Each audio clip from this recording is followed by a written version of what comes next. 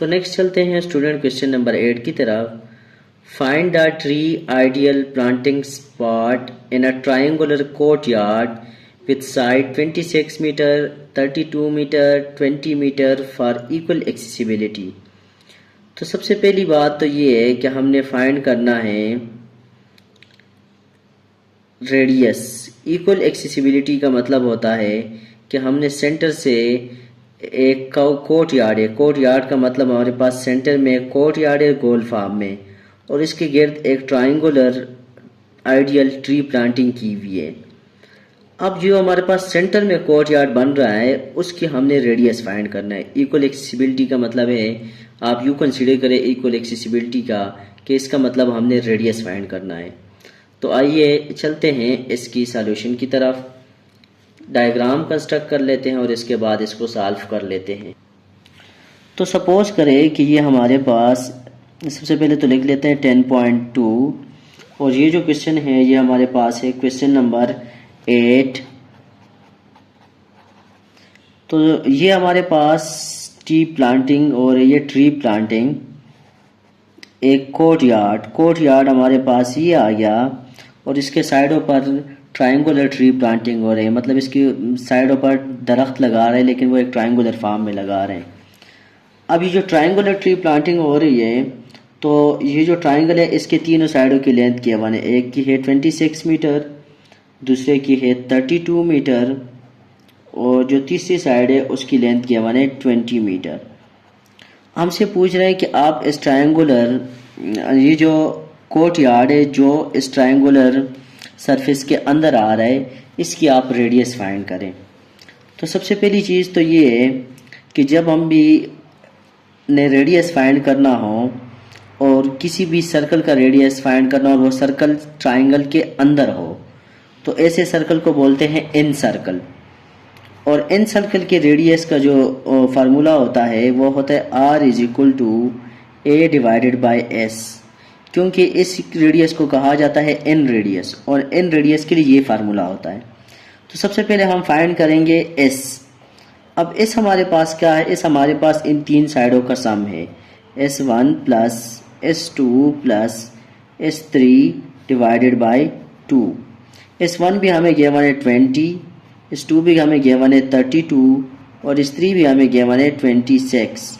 इसको जब हम 2 से तीनों को सम करके 20 प्लस 32 प्लस 26 तीनों को सम करके 2 से डिवाइड करेंगे तो हमारे पास आंसर आ जाएगा 78 डिवाइडेड बाई 2, जो कि हमारे पास बनेगा 39 मीटर। तो ये हमारे पास इसकी वैल्यू आ गई। अब हम कैलकुलेट करेंगे ए की वैल्यू, और ए हमारे पास है एरिया। और जब हमने एरिया फाइंड करना हो एक ट्रायंगल की और इसके तीन साइड गिवन हो, तो हम यूज़ करते हैं हीरो फार्मूला। हीरो फार्मूला से हम जो है एरिया फाइंड करते हैं जब हमारे पास ट्रायंगल के तीन साइड गिवन हो।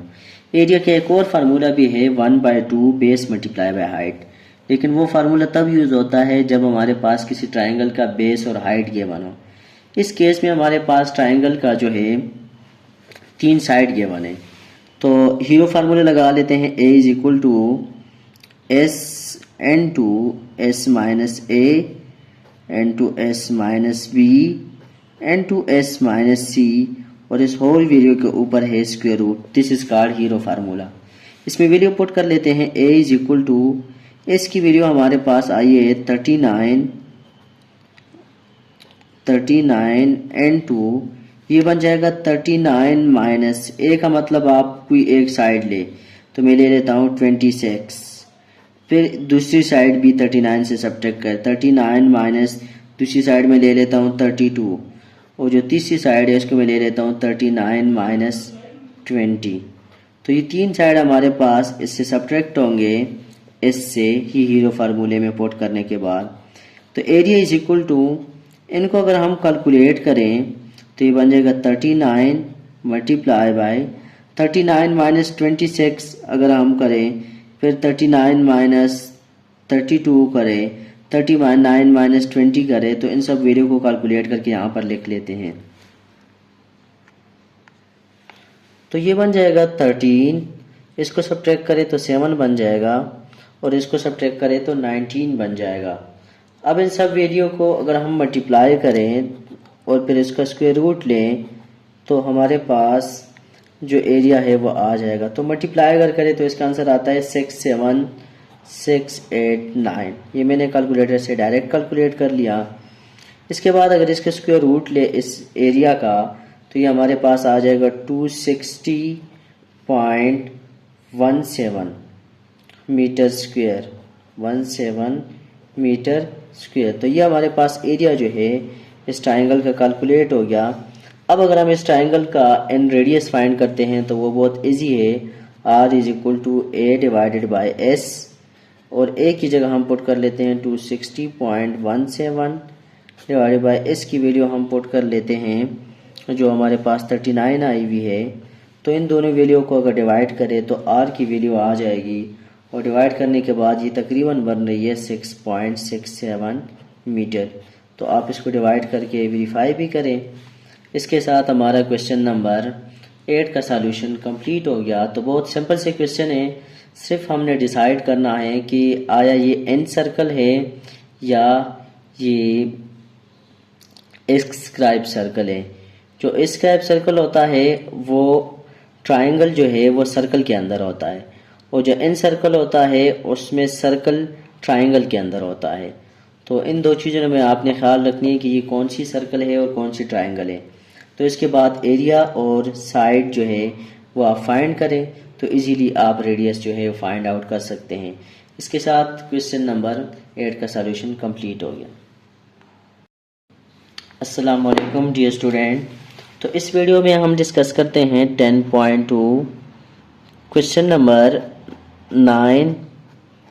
तो क्वेश्चन हमारे पास है कि locate the central point for a fountain in a triangular round board with side 20 meter, 22 meter and 26 meter।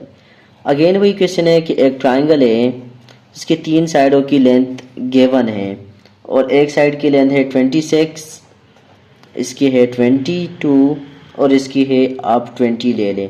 ये मैंने जनरली अपनी तरफ से एक ट्राइंगल कंस्ट्रक्ट की है। कहते हैं इसके सेंटर में एक सर्कुलर फाउंटेन है और इस सर्कुलर फाउंटेन की ये जो पॉइंट है इससे आप इसकी रेडियस फाइंड करें। तो बहुत ही आसान सा क्वेश्चन है। अगेन सर्कल ट्राइंगल के अंदर है तो ये जो रेडियस होगा इसको हम एन रेडियस बोलेंगे और एन रेडियस का फार्मूला होता है a डिवाइडेड बाई s। सबसे पहले s कैलकुलेट कर लेते हैं। तो s is equal to s1 plus s2 plus s3 divided by 2। तो इन 3 साइडों को सम कर लेते हैं 20 प्लस 22 प्लस 26 डिवाइडेड बाई 2।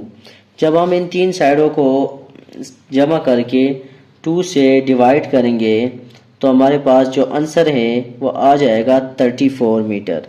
आप या तो डायरेक्ट कर ले या कैलकुलेटर के थ्रू कर ले।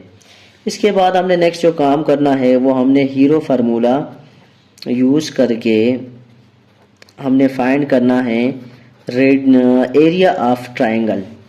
तो एरिया ऑफ ट्राइंगल के लिए हीरो फार्मूला ये होता है square root of s into s minus a into s minus b into s minus c। This is called a hero formula. a is equal to, अब हम इसकी value put कर लेते हैं।